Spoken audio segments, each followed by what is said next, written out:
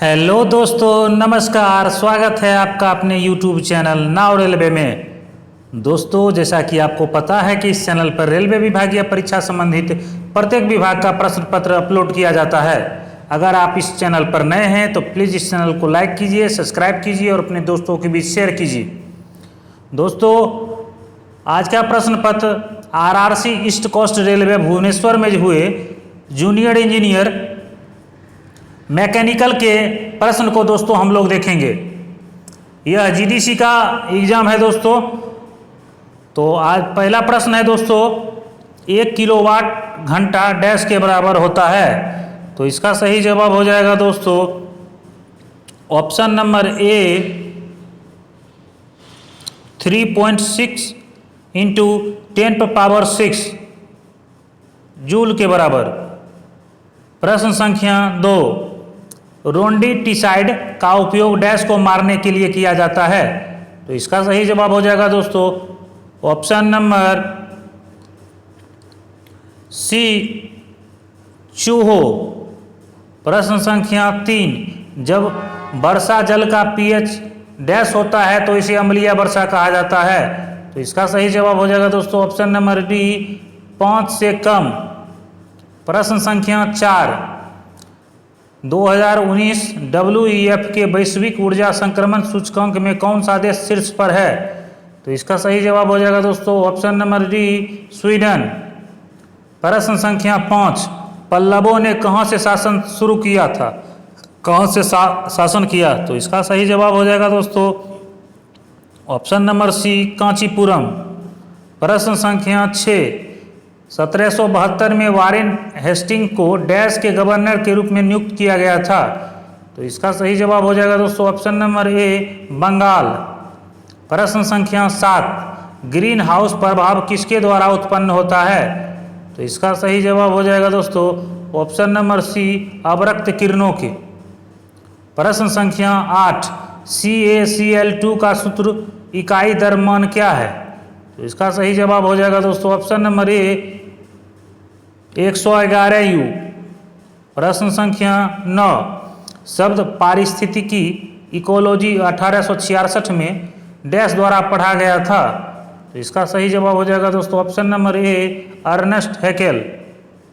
प्रश्न संख्या 10, दुनिया के सबसे बड़े ज्वारदनमुखी मगरमच्छ डैश में पाए जाते हैं। तो इसका सही जवाब हो जाएगा दोस्तों केवलादेव, सुंदरवन, कार्बेट, इनमें से कोई नहीं। यह क्वेश्चन गलत था दोस्तों। प्रश्न संख्या 11, भारत के संविधान ने राज्य की शक्तियों और कार्य को डैश में विभाजित किया। तो इसका सही जवाब हो जाएगा दोस्तों ऑप्शन नंबर डी, 3 सूची में। प्रश्न संख्या 12, GPS एक ऐसा सिस्टम है जो डैश की मदद से स्थिति का पता लगाने में मदद करता है। तो इसका सही जवाब हो जाएगा दोस्तों ऑप्शन नंबर बी, सैटेलाइट्स। प्रश्न संख्या 13, रमन अनुसंधान संस्थान डैश में स्थित है। तो इसका सही जवाब हो जाएगा दोस्तों ऑप्शन नंबर ए, कर्नाटक। प्रश्न संख्या 14, रजिस्टर्ड फाइल में ACU का पूर्ण रूप क्या है। तो इसका सही जवाब हो जाएगा दोस्तों option number C, address calculation unit. प्रश्न संख्या 15, आवृत्ति का SI मात्रक क्या होता है। तो इसका सही जवाब हो जाएगा ऑप्शन नंबर बी, हर्ट्ज। प्रश्न संख्या 16, तापमान का SI मात्रक क्या है। तो इसका सही जवाब हो जाएगा दोस्तों ऑप्शन नंबर डी, केल्विन। प्रश्न संख्या 17, वृद्धावस्था के कारण आँख की समंजन क्षमता में कमी होने की वजह से नज़दीक की वस्तुएं धुंधली दिखाई देने लगती है। आँख के इस दोष को क्या कहते हैं। तो इसका सही जवाब हो जाएगा दोस्तों ऑप्शन नंबर ए, प्रेस बायोपिया। प्रश्न संख्या 18, लेन में डैश बाइट्स एड्रेसिंग का उपयोग किया जाता है। तो इसका सही जवाब हो जाएगा दोस्तों ऑप्शन नंबर सी, 6। प्रश्न संख्या 19, घरों से निकलने वाले अपशिष्ट जल को डैश कहा जाता है। इसका सही जवाब हो जाएगा दोस्तों ऑप्शन नंबर ए, सीवेज। प्रश्न संख्या 20, संवेग का SI मात्रक क्या होता है। तो इसका सही जवाब हो जाएगा दोस्तों ऑप्शन नंबर सी kgm पर सेकेंड। प्रश्न संख्या 21, कंप्यूटर स्कैनर किस प्रकार का उपकरण है? तो इसका सही जवाब हो जाएगा दोस्तों ऑप्शन नंबर सी इनपुट। प्रश्न संख्या 23, लगभग 10 करोड़ रुपए की दैनिक आय के साथ डैश उत्तर प्रदेश का सबसे बड़ा आभूषण बाजार है? इसका सही जवाब हो जाएगा दोस्तों ऑप्शन नंबर सी मेरठ। प्रश्न संख्या 23, वस्तु का भार इसके डैश पर निर्भर करता है? इसका सही जवाब हो जाएगा दोस्तों ऑप्शन नंबर डी लोकेशन या अवस्थान। प्रश्न संख्या 24, भारतीय संसद की सबसे बड़ी समिति कौन सी है? तो इसका सही जवाब हो जाएगा दोस्तों ऑप्शन नंबर ए प्राक्कलन समिति। प्रश्न संख्या 25, कौन सा राज्य समग्र स्वास्थ्य प्रदर्शन के मामले में नीति आयोग के स्वास्थ्य सूचकांक 2019 में शीर्ष पर है? तो इसका सही जवाब हो जाएगा दोस्तों ऑप्शन नंबर डी केरल। प्रश्न संख्या 26, आवर्त सारणी में आवर्त 2 और आवर्त 3 में डैश शामिल होते हैं? तो इसका सही जवाब हो जाएगा दोस्तों ऑप्शन नंबर बी 8 एलिमेंट यानी 8 तत्व। प्रश्न संख्या 27, एक कंप्यूटर डैश एक मेलिशियस कोड है जो स्वयं को अन्य कार्यक्रम में कॉपी करके प्रतिकृति बनाता है? तो इसका सही जवाब हो जाएगा दोस्तों ऑप्शन नंबर बी वायरस। प्रश्न संख्या 28, विश्व की पहली एकमात्र महिला क्रिकेट पत्रिका क्रिकेट जोन डैश में प्रकाशित की गई थी? तो इसका सही जवाब हो जाएगा दोस्तों ऑप्शन नंबर ए भारत में। प्रश्न संख्या 29, केवल कार्बन कार्बन एकल बंध वाले हाइड्रोकार्बन को डैश कहा जाता है? इसका सही जवाब हो जाएगा दोस्तों ऑप्शन नंबर डी एल्केन्स। प्रश्न संख्या 30, IBBI का फुल फॉर्म यानी पूर्ण रूप क्या है? तो इसका सही जवाब हो जाएगा दोस्तों option number B insolvency and bankruptcy board of India. प्रश्न संख्या 31, निम्नलिखित में से कौन सा ओजोन क्षयकारी परमाणु है? तो इसका सही जवाब हो जाएगा दोस्तों ऑप्शन नंबर डी क्लोरीन और ब्रोमीन दोनों। प्रश्न संख्या 32, निम्नलिखित में से कौन सा बायोगैस का दूसरा नाम है? तो इसका सही जवाब हो जाएगा दोस्तों ऑप्शन नंबर ए गोबर गैस। प्रश्न संख्या 33, निम्नलिखित में से कौन सा वेब ब्राउज़र नहीं है? तो इसका सही जवाब हो जाएगा दोस्तों option number C world wide web. प्रश्न संख्या 34, निम्नलिखित में से कौन सा मोबाइल ऑपरेटिंग सिस्टम नहीं है? तो इसका सही जवाब हो जाएगा दोस्तों ऑप्शन नंबर ए यूनिक्स। प्रश्न संख्या 35, निम्नलिखित में से कौन सा इनपुट डिवाइस नहीं है? तो इसका सही जवाब हो जाएगा दोस्तों ऑप्शन नंबर बी प्लॉटर। प्रश्न संख्या 36, निम्नलिखित में से कौन सा आउटपुट डिवाइस नहीं है? तो इसका सही जवाब हो जाएगा दोस्तों ऑप्शन नंबर डी कीबोर्ड। प्रश्न संख्या 37, निम्नलिखित में से कौन सा प्रतीक ईमेल एड्रेस में उपयोग किया जाता है? तो इसका सही जवाब हो जाएगा दोस्तों ऑप्शन नंबर बी @ प्रश्न संख्या 38, निम्नलिखित में से कौन सा कार्बन मोनोऑक्साइड का प्रमुख योगदान करता है? तो इसका सही जवाब हो जाएगा दोस्तों ऑप्शन नंबर सी मोटर वाहन। प्रश्न संख्या 39, निम्नलिखित में से कौन सा सबसे अधिक तननशील है? तो इसका सही जवाब हो जाएगा दोस्तों ऑप्शन नंबर डी सोना। प्रश्न संख्या 40, निम्नलिखित में से कौन सा अम्ल वर्षा का कारण है? तो इसका सही जवाब हो जाएगा दोस्तों option number A nitrogen oxide.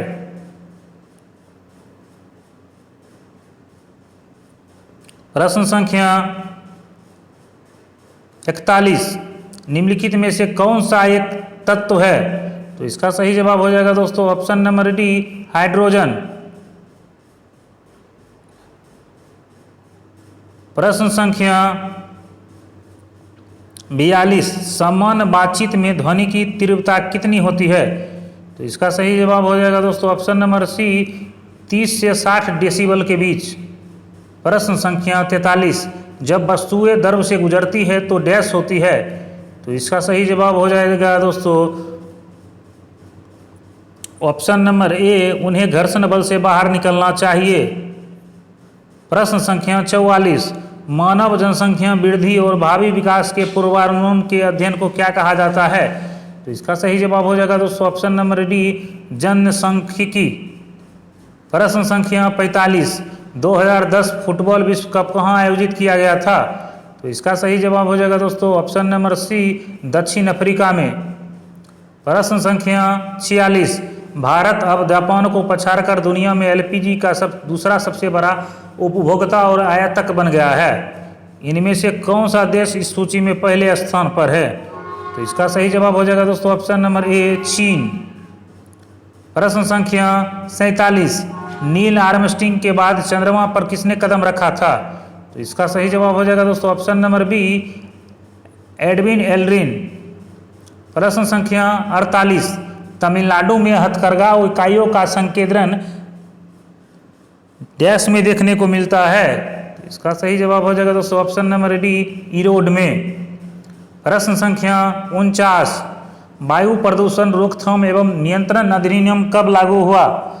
तो इसका सही जवाब हो जाएगा दोस्तों ऑप्शन नंबर सी, 1981 ईस्वी में।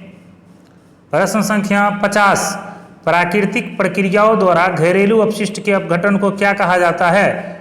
तो इसका सही जवाब हो जाएगा दोस्तों ऑप्शन नंबर ए, जैव निम्नीकरणीय प्रदूषण। उसके बाद दोस्तों अब टेक्निकल के क्वेश्चन, जैसे मैकेनिकल में आपको 50 नंबर के जीके जीएस करंट अफेयर रहेंगे, उसमें उसके बाद 100 नंबर का जो आपका ट्रेड रहेगा, जैसे इलेक्ट्रिकल डिपार्टमेंट का रहेगा तो इलेक्ट्रिक ट्रेड का, मैकेनिकल डिपार्टमेंट का रहेगा तो मैकेनिकल ट्रेड का 100 प्रश्न पूछे जाएंगे। तो दोस्तों आइए मैकेनिकल डिपार्टमेंट के 100 प्रश्न को भी हम लोग देख लेते हैं। पहला प्रश्न है, कार्य मूल्यांकन डैश का कार्य का निर्धारण करने की विधि है? तो इसका सही जवाब हो जाएगा दोस्तों ऑप्शन नंबर डी, कार्य के सापेक्ष मूल्य। प्रश्न संख्या 2, साइन बार को डैश द्वारा निर्दिष्ट किया जाता है? तो इसका सही जवाब हो जाएगा दोस्तों ऑप्शन नंबर ए, 2 रोलरों के बीच की केंद्रीय दूरी। प्रश्न संख्या 3, मेज पर पड़े एक स्क्रू को पकड़ने के लिए खाली हाथ को बढ़ाना थर्बलिंग के किस गति का एक उदाहरण है? तो इसका सही जवाब हो जाएगा दोस्तों ऑप्शन नंबर ए, रिच। प्रश्न संख्या 4, स्वीकरण प्रतिचयन का प्रयोग डैश में किया जाता है? तो इसका सही जवाब हो जाएगा दोस्तों ऑप्शन नंबर बी, बड़े पैमाने पर उत्पादन के लिए। प्रश्न संख्या 5, वॉल्व टेपेड क्लियरेंस डैश के द्वारा मापी जाती है? तो इसका सही जवाब हो जाएगा दोस्तों option number C, feeler gauge के द्वारा। प्रश्न संख्या 6, निम्न में से किससे एल्युमिनियम एस्क निकाला जाता है? तो इसका सही जवाब हो जाएगा दोस्तों ऑप्शन नंबर बी, बॉक्साइड। प्रश्न संख्या 7, प्रवाह क्षेत्र में यदि मैक संख्या क्षेत्र में हर जगह एक से अधिक होती है तो इसे डैश के रूप में परिभाषित किया जाता है? तो इसका सही जवाब हो जाएगा दोस्तों ऑप्शन नंबर डी, पराध्वनिक प्रवाह। प्रश्न संख्या 8, किसी दर में किसी बिंदु पर दाब को प्रति इकाई डैश पर लगने वाले बल के रूप में भी परिभाषित किया जाता है? तो इसका सही जवाब हो जाएगा दोस्तों ऑप्शन नंबर ए, क्षेत्रफल। प्रश्न संख्या 9, दाब परमापी की मदद से मापा जाने वाला दाब क्या कहलाता है?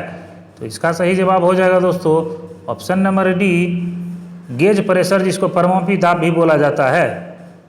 प्रश्न संख्या 10, सामग्री प्रबंधन में इन्वेंट्री नियंत्रण का सबसे महत्वपूर्ण कार्य इनमें से कौन सा है? तो इसका सही जवाब हो जाएगा दोस्तों ऑप्शन नंबर बी, इनमें से सभी विकल्प। प्रश्न संख्या 11, घड़ी के घुमाए हुए स्प्रिंग में डैश ऊर्जा होती है? तो इसका सही जवाब हो जाएगा दोस्तों ऑप्शन नंबर डी, स्थितिज ऊर्जा। प्रश्न संख्या 12, एक उपकरण जिसका दबाव बनाए बिना संतृप्त भाप के तापमान को बढ़ाने के लिए उपयोग किया जाता है, उसे डैश कहा जाता है? तो इसका सही जवाब हो जाएगा दोस्तों option number D, super heater. प्रश्न संख्या 13, एक कुंजी डिजाइन करने में यह माना जाता है कि कुंजी की लंबाई पर बलों का वितरण डैश होता है? तो इसका सही जवाब हो जाता है दोस्तों ऑप्शन नंबर डी पूरी लंबाई में समान होता है। प्रश्न संख्या 14, किसी पिंड के ऊष्माह्रास की दर उस पिंड के ताप तथा उसके चारों ओर के माध्यम के ताप के अंतर के समानुपाती होती है, बशर्ते कि ताप का अंतर छोटा हो और विकिरणकारी सतह की प्रकृति समान रहे। इस नियम को क्या कहा जाता है? तो इसका सही जवाब हो जाएगा दोस्तों ऑप्शन नंबर बी, न्यूटन का शीतलन नियम। प्रश्न संख्या 15, अंकित अश्वशक्ति यानी हॉर्स पावर और स्वप्न अश्वशक्ति के अनुपात को क्या कहा जाता है? तो इसका सही जवाब हो जाएगा दोस्तों ऑप्शन नंबर सी, यांत्रिक दक्षता। प्रश्न संख्या 16, स्थैतिक बल की वजह से प्रेरित कंपन के अधिकतम विस्थापन और विक्षेपण के लिए के अनुपात को क्या कहा जाता है? तो इसका सही जवाब हो जाएगा दोस्तों ऑप्शन नंबर ए, आवर्धन गुणक।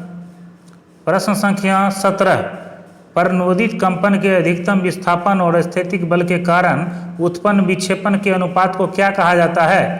तो इसका सही जवाब हो जाएगा दोस्तों ऑप्शन नंबर ए, आवर्धन गुणांक।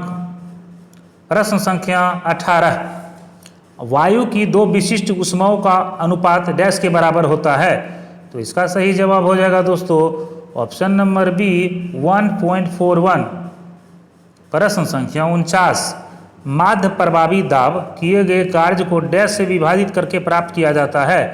तो इसका सही जवाब हो जाएगा दोस्तों ऑप्शन नंबर सी, प्रसर्पित आयतन, जिसको स्विफ्ट वॉल्यूम भी कहा जाता है। प्रश्न संख्या 20, डैश चक्र में एक स्थित दबाव, एक स्थित आयतन और दो आइसेट्रोपिक प्रक्रियाएं होती है। तो इसका सही जवाब हो जाएगा दोस्तों ऑप्शन नंबर ए, डीजल चक्र में। प्रश्न संख्या 21, किसी सामग्री के अन्य सामग्री के अंतर्वेशन का विरोध करने के गुण को क्या कहा जाता है? तो इसका सही जवाब हो जाएगा दोस्तों ऑप्शन नंबर बी, कठोरता। प्रश्न संख्या 22, पिघली हुई अवस्था में प्रयोग की जाने वाली मिश्र धातु या धातु के माध्यम से धातु की चादरों को जोड़ने की।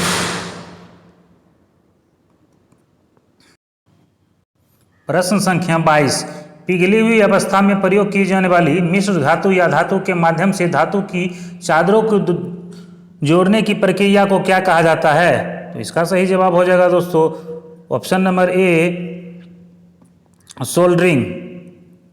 प्रश्न संख्या 23, वह प्रक्रिया जिसमें इस्पात को आंतरिक ताप से लगभग 40 डिग्री सेल्सियस अधिक ताप तक गर्म करने और फिर शांत हवा में कमरे के ताप पर ठंडा करना शामिल होता है, डैश कहलाती है। तो इसका सही जवाब हो जाएगा दोस्तों ऑप्शन नंबर बी, नॉर्मलाइजिंग। प्रश्न संख्या 24, एक बिंदु पर न मिलने वाली बलों को क्या कहा जाता है? तो इसका सही जवाब हो जाएगा दोस्तों ऑप्शन नंबर डी, असंगामी बल। प्रश्न संख्या 25, हुक का नियम डैश तक लागू होता है। तो इसका सही जवाब हो जाएगा दोस्तों ऑप्शन नंबर डी, प्रत्यास्थ सीमा तक। प्रश्न संख्या 26, डीजल की प्रज्वलन गुणवत्ता किसके द्वारा मापी जाती है? तो इसका सही जवाब हो जाएगा दोस्तों ऑप्शन नंबर बी, सीनेट संख्या। प्रश्न संख्या 27, एक बेलनाकार छड़ जिसके दोनों सिरे चूड़ीदार होते हैं डैश कहलाती है। तो इसका सही जवाब हो जाएगा दोस्तों ऑप्शन नंबर ए, स्टड। प्रश्न संख्या 28, हाई कार्बन इस्पात में डैश सीमा तक कार्बन होता है।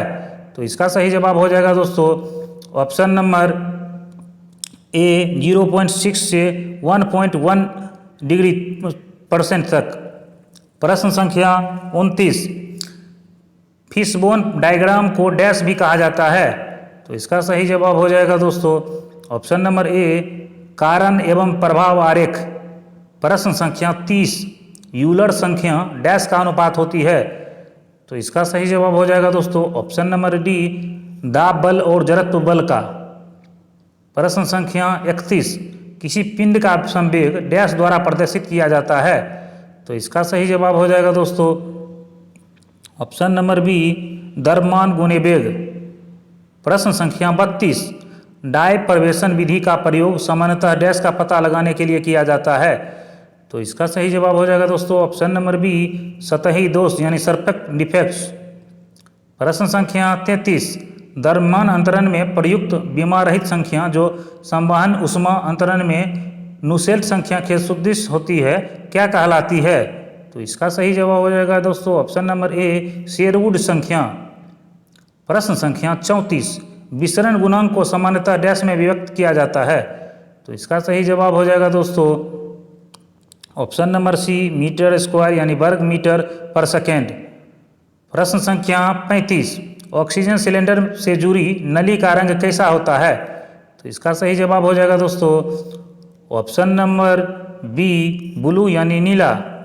प्रश्न संख्या 36 वर्नियर वेबर प्रोट्रैक्टर की सबसे कम गिनती क्या है? तो इसका सही जवाब हो जाएगा दोस्तों ऑप्शन नंबर डी 5 मिनट। प्रश्न संख्या 37 जब कंपन के प्रत्येक चक्र के बाद आयाम में कमी होती है तो पिंड को डैश की स्थिति में माना जाता है। तो इसका सही जवाब हो जाएगा दोस्तों ऑप्शन नंबर बी अवमंदित कंपन। प्रश्न संख्या 38 गन मेटल में डैश होते हैं। तो इसका सही जवाब हो जाएगा दोस्तों Cu + Sn + Zn। Option number B इसका सही जवाब हो जाएगा। प्रश्न संख्या 39 एक निकाय को एक घर्षणहीन आनत तल पर नीचे की ओर सरकाए जाने पर क्षैतिजिक सतह के साथ कोण थीटा पर आनत निकाय का त्वरण डैश होगा। तो इसका सही जवाब हो जाएगा दोस्तों option number C A/G sin theta. प्रश्न संख्या 40 नेटवर्क का महत्वपूर्ण पथ वह पथ होता है जो सर्वाधिक समय लेता है। ऑप्शन नंबर बी इसका सही जवाब होगा। प्रश्न संख्या 41 लिटिल का नियम डैश के बीच संबंध है। तो इसका सही जवाब हो जाएगा दोस्तों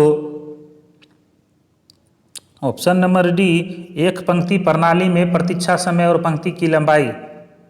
प्रश्न संख्या 42 शीतलन चक्र के दौरान रेफ्रिजरेंट द्वारा डैश में ऊष्मा निष्कासित की जाती है। तो इसका सही जवाब हो जाएगा दोस्तों ऑप्शन नंबर डी कंडेंसर। प्रश्न संख्या 43 विकिरण द्वारा ऊष्मा का अंतरण डैश के द्वारा किया जाता है। तो इसका सही जवाब हो जाएगा दोस्तों ऑप्शन नंबर बी विद्युत चुंबकीय तरंग। प्रश्न संख्या 44 किसी पदार्थ के प्रति इकाई द्रव्यमान की ऊष्मा क्षमता को क्या कहा जाता है? तो इसका सही जवाब हो जाएगा दोस्तों ऑप्शन नंबर बी विशिष्ट ऊष्मा। प्रश्न संख्या 45 किसी बीमा की ऊपरी सीमा और निचली सीमा के बीच के अंतर को क्या कहा जाता है? तो इसका सही जवाब हो जाएगा दोस्तों ऑप्शन नंबर सी टॉलरेंस यानी कि सहिष्णुता। प्रश्न संख्या 46 बर्नौली का प्रमेय डैश के संरक्षण पर आधारित है। तो इसका सही जवाब हो जाएगा दोस्तों ऑप्शन नंबर सी ऊर्जा। प्रश्न संख्या 47 बड़े पैमानों पर गियरों का सर्वोत्तम उत्पादन डैश के द्वारा किया जा सकता है। तो इसका सही जवाब हो जाएगा दोस्तों ऑप्शन नंबर डी हॉबिंग। प्रश्न संख्या 48 प्रणाली के दाब और आयतन के गुणनफल और आंतरिक ऊर्जा के योग को क्या कहा जाता है? तो इसका सही जवाब हो जाएगा दोस्तों ऑप्शन नंबर बी एंथैल्पी। प्रश्न संख्या 49 वेल्डिंग करने से पहले पूर्व तापन क्यों किया जाता है? तो इसका सही जवाब हो जाएगा दोस्तों ऑप्शन नंबर बी प्लेट विरूपण को रोकने के लिए। प्रश्न संख्या 50 सिंगल पॉइंट कटिंग टूल के किनारों की कर्तन धारों साइड कटिंग एज की सबसे निचले हिस्से को क्या कहा जाता है? तो इसका सही जवाब हो जाएगा दोस्तों ऑप्शन नंबर डी हील। प्रश्न संख्या 51 सुरक्षा गुणक डैश का अनुपात होता है। तो इसका सही जवाब हो जाएगा दोस्तों ऑप्शन नंबर सी प्रतिबल और कार्यकारी बल प्रतिबल। प्रश्न संख्या 52 शुष्क वायु और जल वाष्प का एक मिश्रण जब वायु से जल वाष्प की अधिकतम मात्रा इसमें विसरित की जाती है तो इसे डैश कहा जाता है। तो इसका सही जवाब हो जाएगा दोस्तों ऑप्शन नंबर सी संतृप्त वायु। प्रश्न संख्या 53 मिलिंग मशीन में कर्तन औजारों को डैश द्वारा सही स्थिति में पकड़ा जाता है। तो इसका सही जवाब हो जाएगा दोस्तों ऑप्शन नंबर ए आर्बर।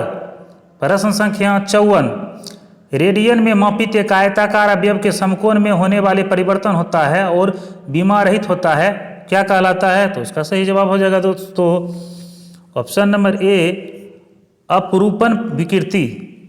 प्रश्न संख्या 55 इन्वेंट्री के डैश विश्लेषण का उपयोग इन्वेंट्री के स्पेयर पार्ट को नियंत्रित करने के लिए किया जाता है? तो इसका सही जवाब हो जाएगा दोस्तों ऑप्शन नंबर बी, VED। प्रश्न संख्या 56, डैश माप की स्थिरता या पुनरावृत्ति की माप है? तो इसका सही जवाब हो जाएगा दोस्तों ऑप्शन नंबर ए, परिशुद्धता।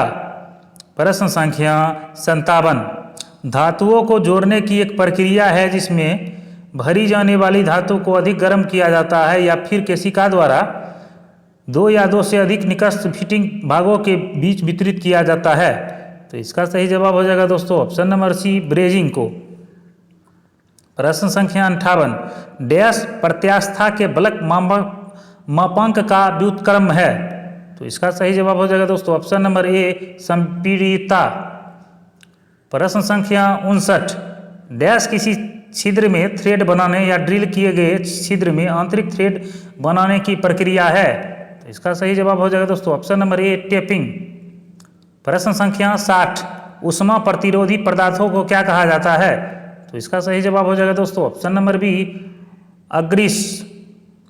प्रश्न संख्या 61, वह वेग जिसमें पानी किसी कटाव तक पहुंचता है डैश कहलाता है? तो इसका सही जवाब हो जाएगा दोस्तों ऑप्शन नंबर बी, उपगमन वेग। प्रश्न संख्या 62, किसी पिंड का इसकी माध्य स्थिति से अधिकतम विस्थापन क्या कहलाता है? तो इसका सही जवाब हो जाएगा दोस्तों ऑप्शन नंबर सी, आयाम। प्रश्न संख्या 63, वेल्डिंग के संबंध में HAZ डैश को संवर्धित करता है? तो इसका सही जवाब हो जाएगा दोस्तों heat affected zone, option number B इसका सही जवाब होगा दोस्तों। प्रश्न संख्या 64, बहिर्मापी माइक्रोमीटर का अंशांकन डैश का उपयोग करके किया जाता है? तो इसका सही जवाब हो जाएगा दोस्तों ऑप्शन नंबर ए, स्लिप गेज। प्रश्न संख्या 65, निम्नलिखित में से कौन सी प्रक्रिया में गैर उपभोज इलेक्ट्रोड का उपयोग होता है? तो इसका सही जवाब हो जाएगा दोस्तों ऑप्शन नंबर ए, टिग वेल्डिंग। प्रश्न संख्या 66, निम्न में से कौन एक प्रकार की गैर संलयन वेल्डिंग है? तो इसका सही जवाब हो जाएगा दोस्तों ऑप्शन नंबर बी, रेसिस्टिक वेल्डिंग। प्रश्न संख्या 67, निम्नलिखित में से किस स्लिप गेज का उपयोग उच्च परिशुद्धता कार्यों के लिए किया जाता है? तो इसका सही जवाब हो जाएगा दोस्तों ऑप्शन नंबर सी, ग्रेड 00। प्रश्न संख्या 68, निम्नलिखित में से कौन सा ढीला फिट प्रदान करता है? तो इसका सही जवाब हो जाएगा दोस्तों ऑप्शन नंबर ए, क्लियरेंस फिट। प्रश्न संख्या 69, निम्नलिखित में से कौन सा वेल्डेड जोड़ अपरूपण प्रतिबल के लिए डिजाइन किया जाता है? तो इसका सही जवाब हो जाएगा दोस्तों ऑप्शन नंबर ए। प्रश्न संख्या 69, निम्नलिखित में से कौन सा वेल्डेड जोड़ अपरूपण प्रतिबल के लिए डिजाइन किया जाता है? तो इसका सही जवाब हो जाएगा दोस्तों ऑप्शन नंबर ए, समानांतर पट्टिका वेल्डेड जोड़। प्रश्न संख्या 70, निम्नलिखित में से किस कैलिपर को हेमिफ्रोडाइट कैलिपर्स के रूप में भी जाना जाता है?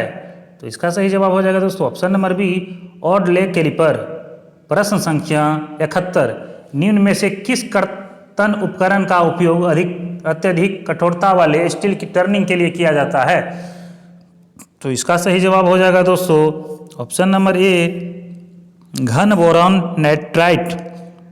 प्रश्न संख्या 72, निम्न में से कौन सा वेंचुरी मीटर को परिभाषित करता है? तो इसका सही जवाब हो जाएगा दोस्तों ऑप्शन नंबर सी, एक पाइप में कॉन्ट्रा थ्रोड और डाइवर्जेंट भाग है।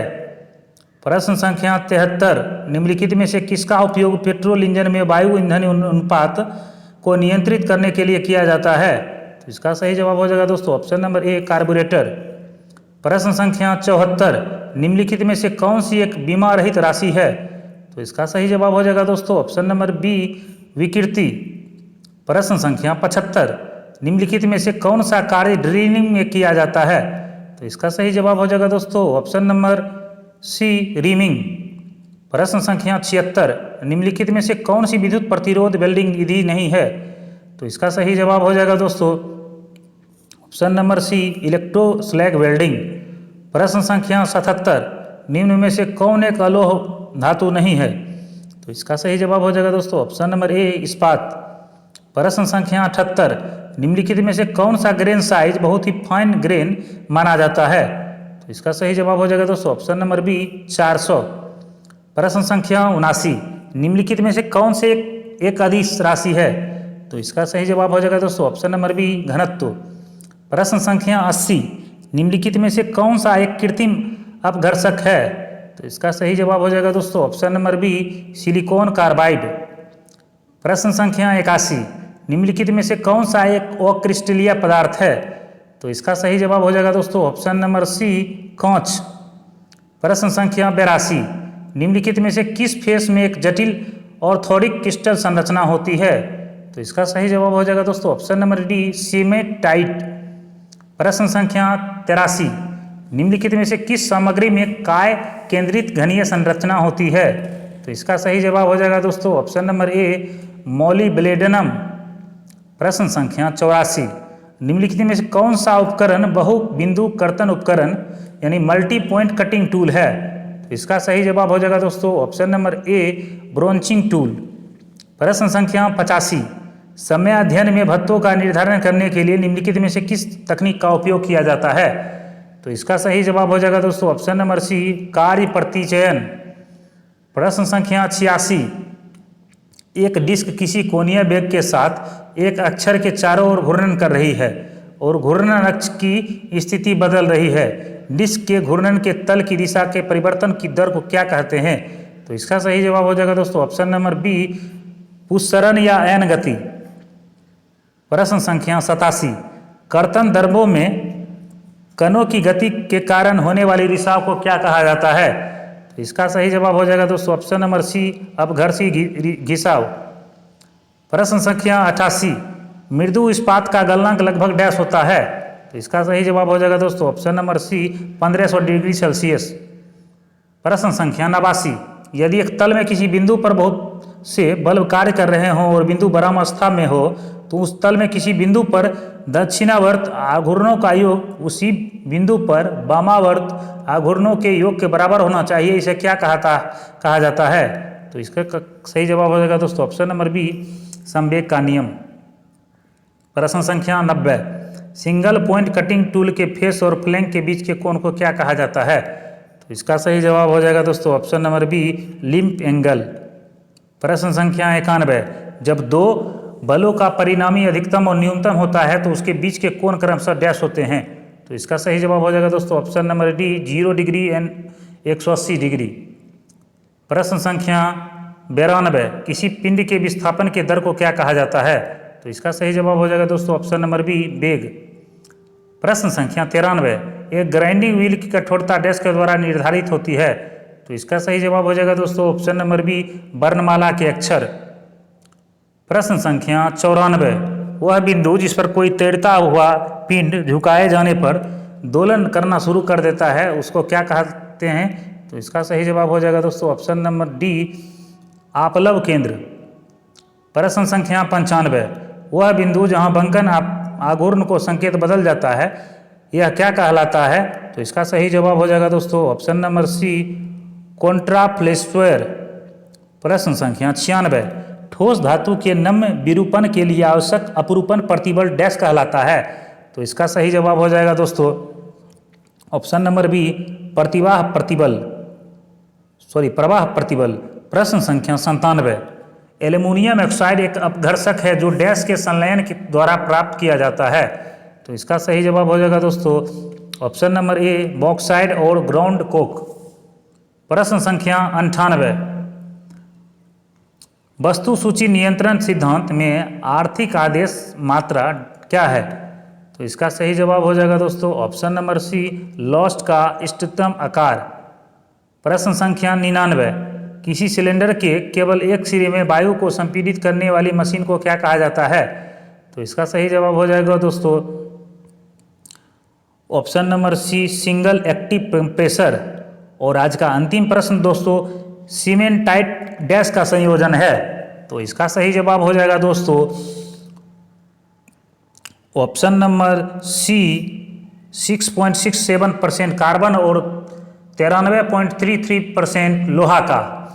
तो दोस्तों ये थे आज के जीडीसी जेई मैकेनिकल के प्रश्न। दोस्तों आपको कैसा लगा कमेंट में ज़रूर बताइएगा। चैनल को लाइक, सब्सक्राइब और अपने दोस्तों के बीच ज़रूर शेयर कर दीजिएगा। दोस्तों मिलते हैं कल फिर नए वीडियो के साथ। आज तक के लिए इतना ही। जय हिंद, जय भारत।